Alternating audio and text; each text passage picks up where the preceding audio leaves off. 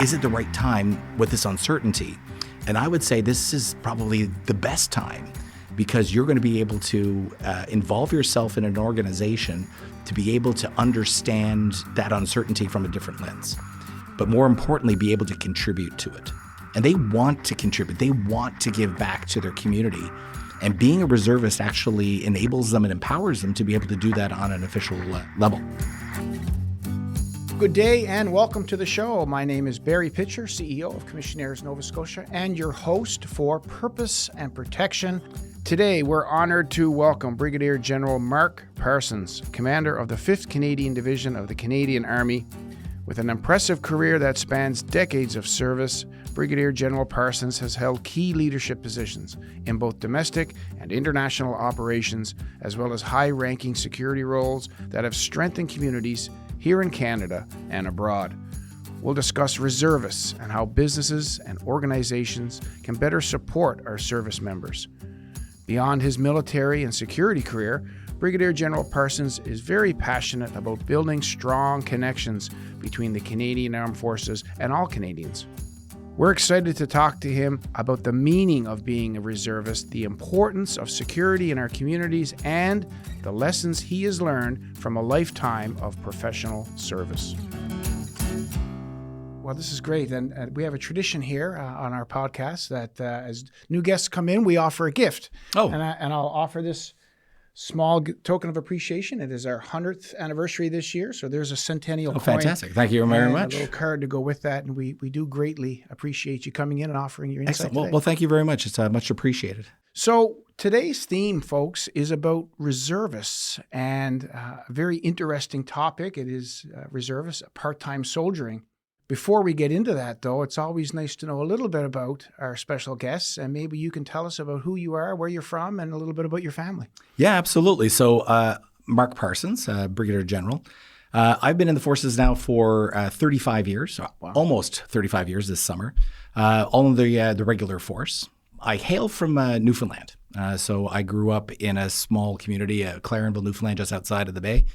My background is very specific from a technical perspective. So I'm a signals officer by trade and have worked at every level of leadership, spending time in Gagetown, Valcartier twice, posted to Valcartier, multiple tours in Kingston. So geographically, I've done a lot of tours in different regions of the country.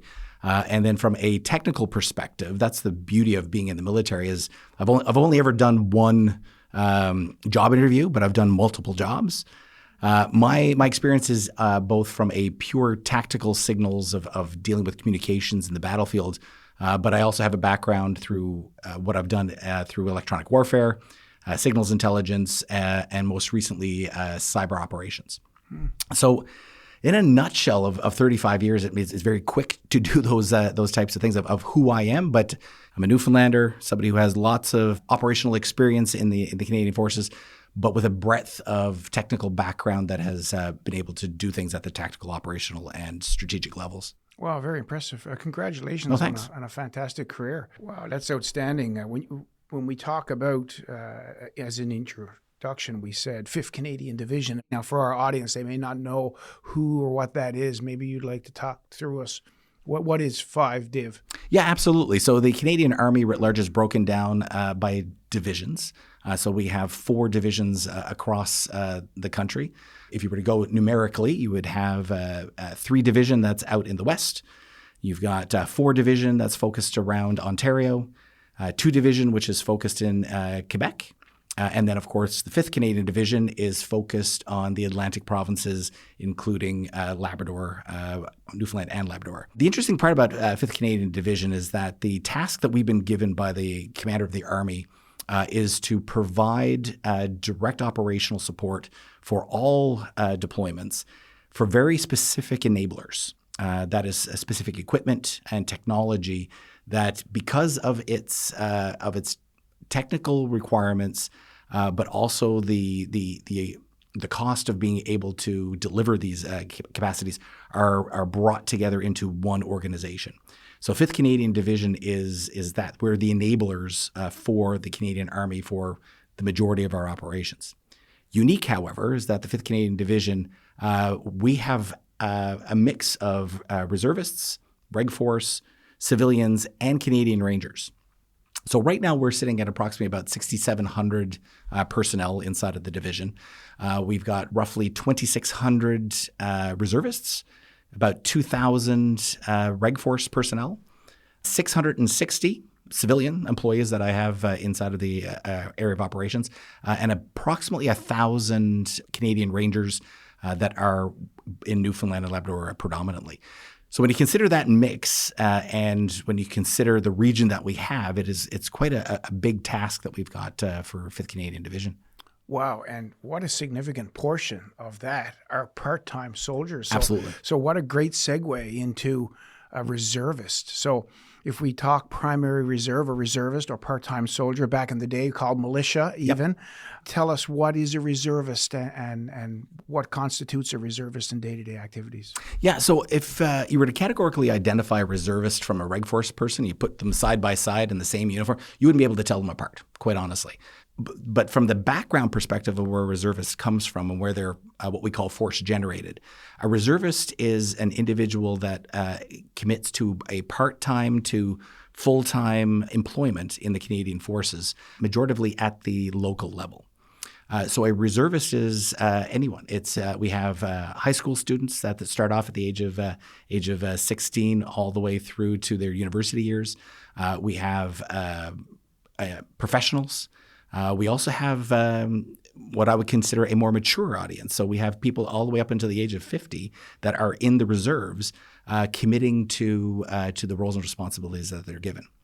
The real role of a reservist is to provide the skill sets that we need to augment the regular force, but also provide those tasks that we give them in a regional base for domestic operations, support to communities, outreach. And so when you consider some of the more natural occurring disasters that happen across Canada that have over the past 40, 50 years, it's typically the reservist that has the training and background to be almost an immediate response for a natural disaster. Fiona is a perfect example where, unfortunately, that hurricane passed through, did some devastating damage in the Atlantic provinces, that the reservists were the first on the ground in order to be able to provide support to the community, help with portions of the cleanup, et cetera. So when you consider the diversity of what a reservist is and what they're actually asked to do, there's a lot of commitment that comes behind being a reservist. So you raise some interesting points. The fact that they are so readily available for something like a climate or disaster.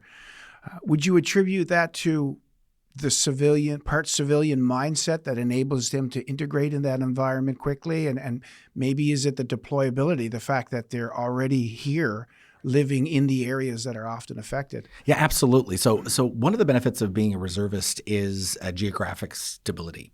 That because it is a part-time commitment where there are full-time opportunities for employment, being closer to the community and being able to stay regionally is quite a benefit. One, because the individual knows the community. If they're a part of the community and they contribute, they understand what the needs of the population is. They understand geography, for that matter. Where are the choke points in a municipality? Where are the sources of water? Where are the buildings or the headquarters for important the fire department and others? They're the people that are able to be on the ground and understand the lay of the land much better than somebody that gets parachuted in from another region. The other part of that, and of course it goes back to what I consider a really interesting aspect of the reservists, which is dedication and loyalty. Because these unfortunate natural disasters and other security threats happen in the local area, the loyalty and the dedication that an individual has to their own community, that just expounds. And they want to contribute. They want to give back to their community. And being a reservist actually enables them and empowers them to be able to do that on an official level. If you were to take a look at the snowstorm that happened in St. John several years ago, Snowmageddon, I think people is what they were referring to. Yeah. The first people that were actually on the ground were the local reservists from St. John's and the outside communities even before we were able to get some of our own forces from the mainland into St. John's. Why? Because they felt a sense of purpose. They felt a sense of commitment and loyalty to be able to say, hey, look, I know there's something to do. I know that I want to be able to do it. So let's get together and start even before we've even given them a task.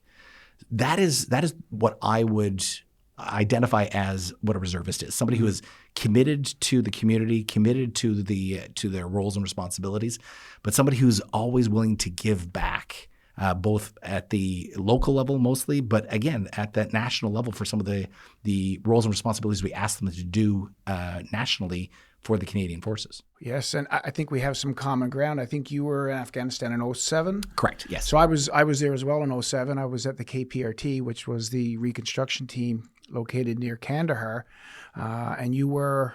I was up north in Kabul in the headquarters for ISAF headquarters. So interestingly, to your point, I guess my observation of civilian reservist part-time soldiers was they were exceptionally good at the civilian military cooperation teams.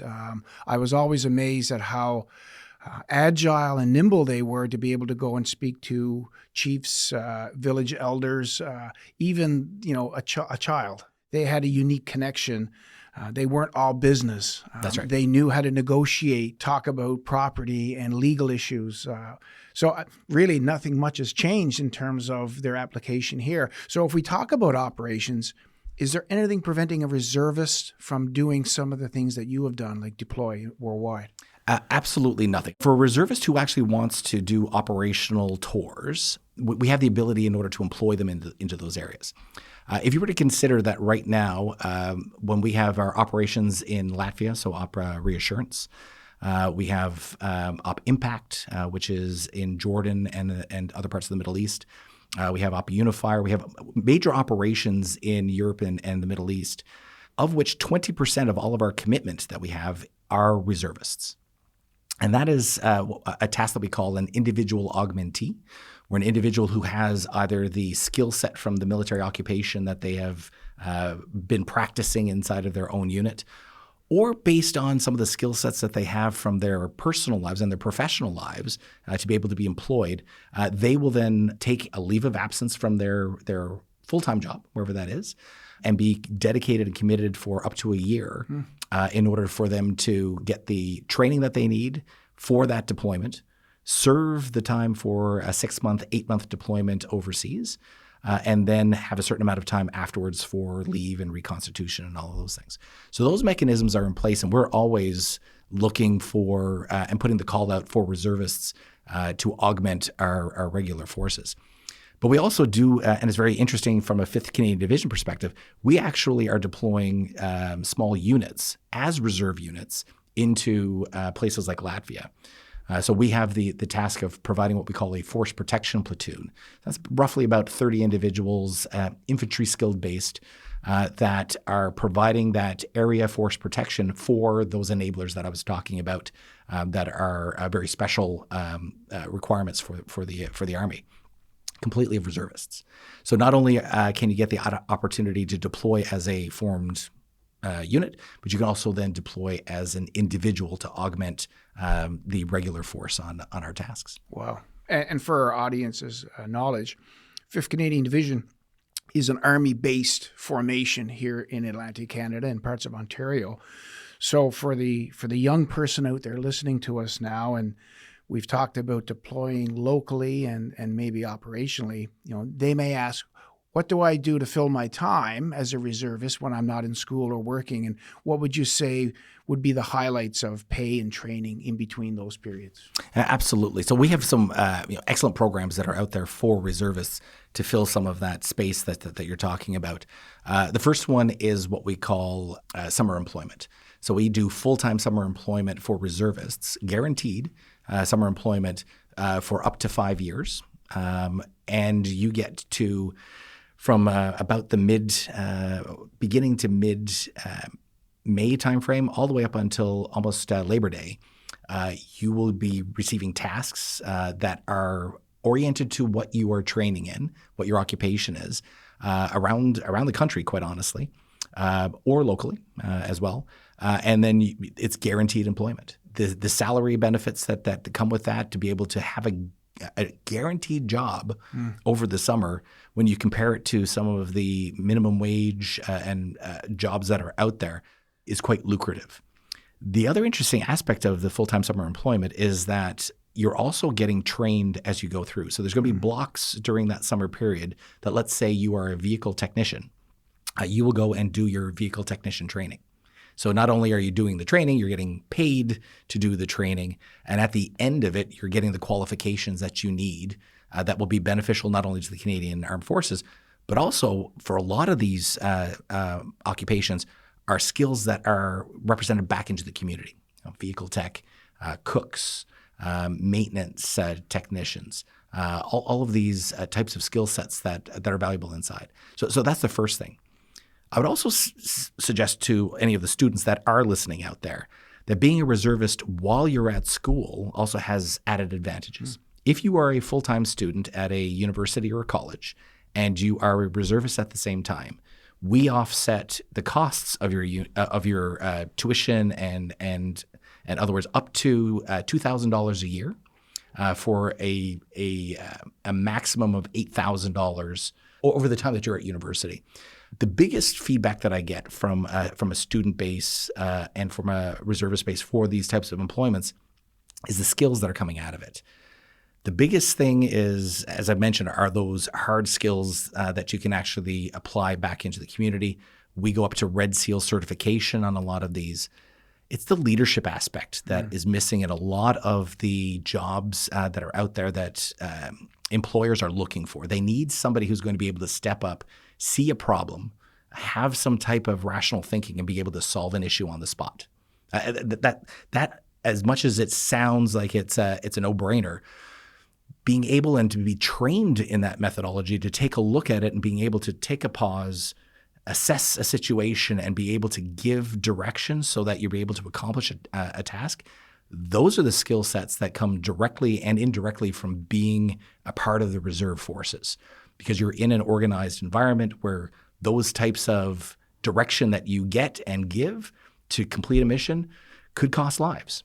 And those are the types of skills that are the soft skills that are really, really important for any organization, any business, that if you have a reservist, they know right off the bat that they're getting that as well as the skills from a technical perspective. Absolutely. And I guess for everyone's knowledge, a reservist is not just a 20-year-old. Full disclosure, I am a reservist, and reservists are supported at all levels, no matter what jobs they're in. They're police officers, they're firefighters, they're accountants, they're cashiers.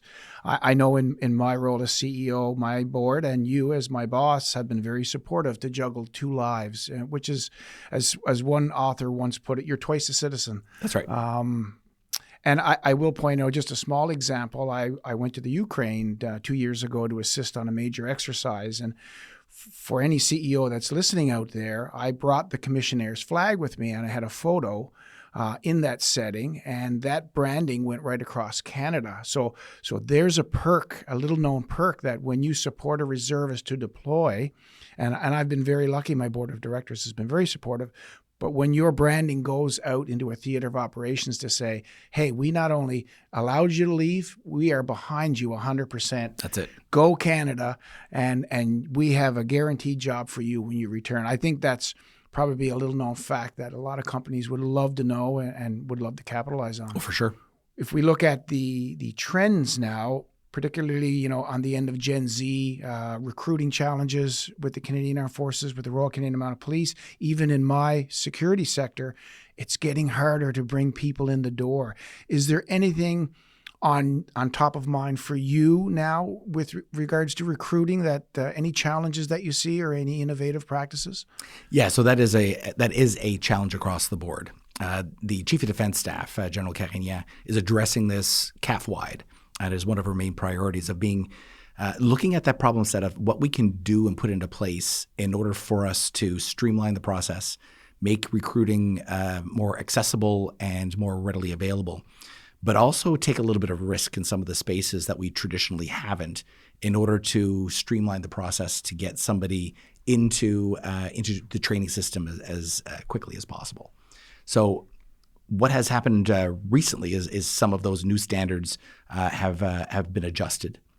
So where we, at the beginning, we used to have it was almost like a threshold knowledge test that you had to do before you got into the recruiting center. You had to do it just like I did. That in itself, for a lot of people, just the stress of doing that multiple choice and practical test was enough to keep them away from going into a recruiter and saying, hey, look, I want to do it. That is no longer a requirement. They still accomplish the test. They still do the test while they're in the recruiting system, but it's not a metric that we're looking for of bringing people into the Canadian Forces. Medical standards are always one of those that is at question, because we want to ensure that we are bringing in people that are healthy, that have a certain amount of readiness, and those readiness factors have to deal directly with some of the medical standards that we have. However, being reflective of where we are in society and some of the practices we've had of excluding certain individuals because of some medications that they're taking, not drugs, not hard drugs, but medications. At that point, we've adjusted some of those to ensure that we're treating people that are coming in just like we would with any other employer. So making that a little bit easier, as well as identifying different ways of bringing people into the medical system in order to get their family doctors to do a lot of the work early on, so that when it comes to deciding on a candidate, that it's easier. And then the third, of course, is citizenship. Up until several years ago, it was you had to be a Canadian citizen in order to be either Reg Force or Reserve. That's no longer the case. Permanent residents now are able to apply, go through the system, following a lot of the great practices that our allies have done. And so that's another methodology of bringing in those that want to give back to a nation and a country that has accepted them in and given them a new chance to give back to that community. Those are the things that we're putting into practice. Now, not saying that it's easy. It takes engagement. It takes a lot of persistence and perseverance in order to get through it. But the direction that I'm giving all of my units that that are responsible for recruiting inside of the reserve lines is that this is the primary focus that we need to do. And their second focus is that once they're in the system is to make sure that they get the training that they need at the introductory level and at their skills levels as early as possible, so that we can retain individuals so that they can be productive in the roles that they've been assigned.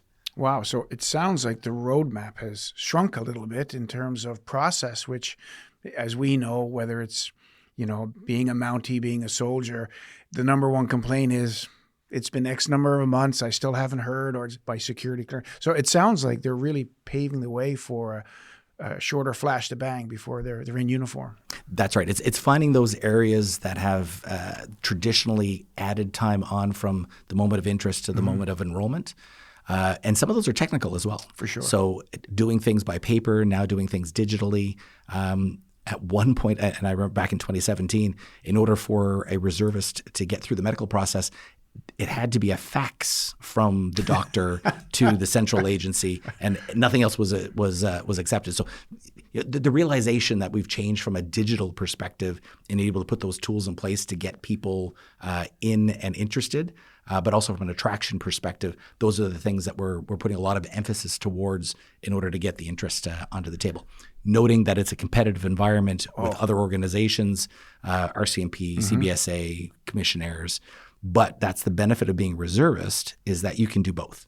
You can be a member along those ways in other organizations and still contribute to the Canadian Armed Forces as a reservist. What a great point. And I don't know if you know this, but I just recently spoke to the Canadian Chiefs of Police executive.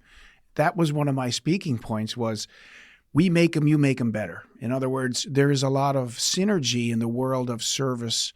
Many of the students that I graduate once every couple of weeks, they're either part-time firefighters, they've been in the security business, they want to be a police officer, they want to be a soldier. We're all fishing in the same pond. So what better way than to share all our resources? Absolutely. And even one of the police chiefs says, maybe I'll put a recruiter in some of these classes for 5 minutes to speak. They can have a side hustle as a commissionaire or as a reservist. I think sharing the pond is probably the best way forward. Absolutely. So here's a question, and it's probably on everyone's mind now. The shifting landscape. We have, internal political change. We have alliances that have been around a long time now, questionable. Our commitment to NATO, our concern for the North. For a young reservist or someone who's thinking about being a reservist, what would you say to that uncertainty? Is it the right time to be a reservist now? And if so, why? Yeah, so obviously, as people educate themselves and listen to podcasts, listen to the traditional radio, television, and get the feel of the landscape of what's happening, both, as you're saying, strategically, politically, amongst alliances, it can be a bit discouraging out there. But I would pose it that the landscape has never been rock solid. We've always had challenges, whether it had been Afghanistan during the time, whether it had been crises and unfortunate events like 9/11. All of these things we absorb and look at it from a different lens.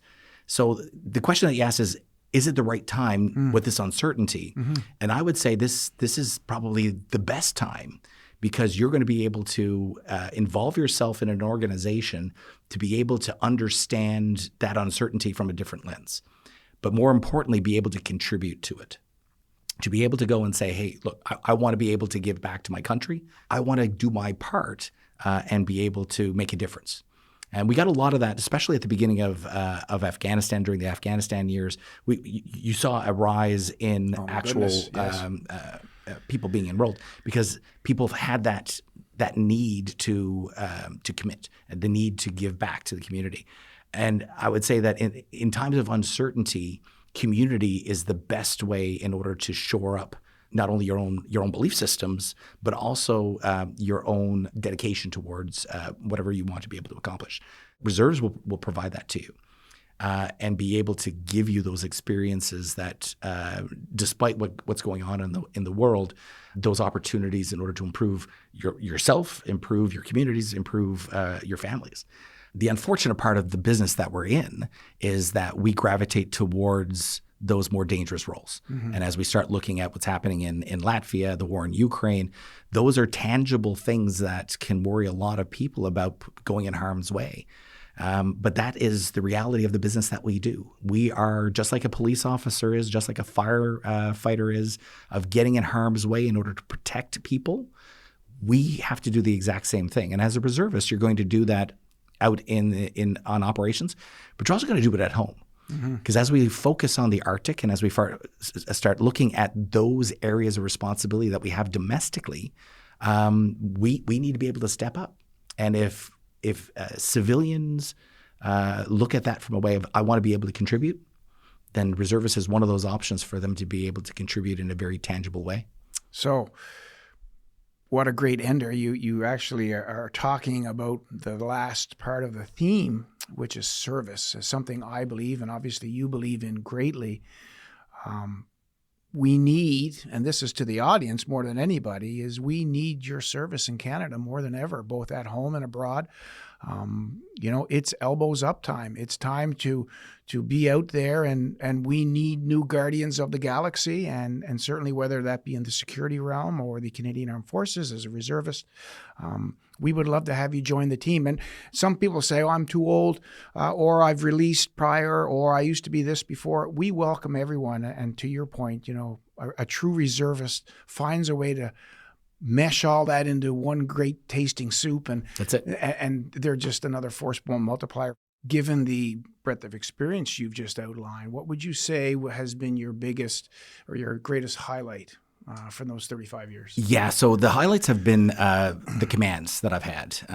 When you're given the opportunity to command soldiers, sailors, airmen and women, that in itself is for a lot is the summum of the training that you get, the experience that you apply towards it, and then the ability to be able to give direction and be the example for a formed body of people. Having commanded at 21 Electronic Warfare Regiment in Kingston was definitely a highlight because that was really tactical. That was working through a problem set of coming out of Afghanistan and retuning our efforts operationally in a very specific niche of EW and signals intelligence. The second highlight was when I commanded the Canadian Forces Information Operations Group. And that was our formation that deals with EW, SIGINT, and of course, cyber. The reason why it was so significant was twofold. One, cyber operations and the offensive cyber portions of it was just coming into our sphere of influence. And so building that and contributing to that was fantastic. But it was also during COVID, so starting in 2020 to 2022. So dealing with those challenges on how to maintain an operational capability in a reduced environment of where you can actually work physically was a bit of a challenge. And then, of course, apart from the present job, because I'm not finished with my present job, that has been a highlight. But I'd say the third and probably the most recent highlight was my recent deployment on Operation Proteus, where I was the deputy commander and commander of our task force in the Middle East, focusing on the Palestinian territories and their relationship with the Israeli Defense Forces in accordance with the Oslo Accords. I guess my last question to you is, to end a wonderful session, is what does service mean to you? You've had a 35-year career.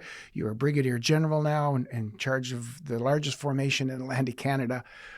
You know, looking back down the path you've taken, what does service mean to you? Yeah, so service to me, I would sum it up to one word, and that's duty. That's duty to the mission that you're provided, but also duty to your country. As I said, growing up in Newfoundland, I was at a decision point leaving high school of what I wanted to do in my life. And it was either follow in the footsteps of my father, my grandfather, my sister, go into the RCMP, or look at something else. And my father, who was RCMP at the time, said, get an education. And after you finish your education, then you can make it a decision point of what you want to be able to do. And it just so happens serendipitously that the recruiter came in the very next day to the high school and said, hey, we've got this a program which is called the Regular Officer Training Program for regular force, and your education is paid. And that just set in the process of going. But when I reflect back at that moment of where I picked, and had I picked something else differently, I still would have had the exact same amount of duty to those tasks that are given to me, and that inherent commitment to country, and always wanting to give back. That was always the cornerstone of who I am as an individual, of being able to give back to nation, province, community, and this was one outlet for me able to do that.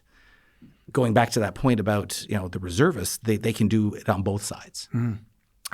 Just as an anecdote, my dad, after he finished his 25 years of service in the RCMP, did some work back in Newfoundland. And as soon as he moved to Prince Edward Island and retired fully in Prince Edward Island, he joined the Commissionaires. Hey. He was a commissioner for several years. And I asked him, I said, Dad, why go to the Commissionaires? And he goes, this is as like-minded as I had as being an RCMP officer, because I had a sense of purpose. There was a specific role on security and oversight, but it was also that sense of community that was there, of being able to meet with people on a regular basis, having the support of the commissionaires behind him. And so even that, post his career as an RCMP, really had a reflection on me as I was a junior officer, to be able to say, hey, yeah, there are other organizations out there that are very like-minded to us. And it didn't hit me until I had roles like this and at 21EW, where we have a very large reserve community, of identifying that you're exactly right, Barry, that we have individuals that are on both sides of the community. I've got firefighters, I have chiefs of police in Newfoundland that are inside of the reserves, that are not only doing their job, but also providing advice to me. So wrapping all of that up and going back to that sense of duty, I think that's what's that core value that kind of reaches out to me to say that's what service means to me. Thank you for listening to this episode of Purpose and Protection, brought to you by Commissionaires Nova Scotia. This show is hosted by Barry Pitcher, CEO of Commissionaires Nova Scotia. Scripting, marketing, and communications by Jill Smith and Renee McLeod of Commissionaires Nova Scotia. Editing and sound design by Connor Sampson, and produced by Amina Faubert from Podstarter. Special thanks to Brigadier-General Mark Parsons, his team including Major James Locke, Major Thomas Edelson, and to you, our listeners, for your continued support. This episode was recorded on March 14th, 2025 at Podstarter Studios. Purpose and Protection is recorded and produced in Halifax, Nova Scotia, also known as Chibuktuk. Located in Mi'kma'ki, this ancestral and unceded territory is subject to the peace and friendship treaties signed between the Mi'kmaq nations and the Crown, dating back to 1725. We recognize and respect the ongoing relationship that exists between Indigenous peoples and these lands. We are all treaty people. We extend our heartfelt thanks to the service people and frontline workers who serve and protect our communities every day. Your dedication and sacrifice do not go unnoticed, and we are deeply grateful for all that you do. We look forward to sharing more stories with you next month. Until then, be sure to follow, rate, and share Purpose and Protection wherever you get your podcasts.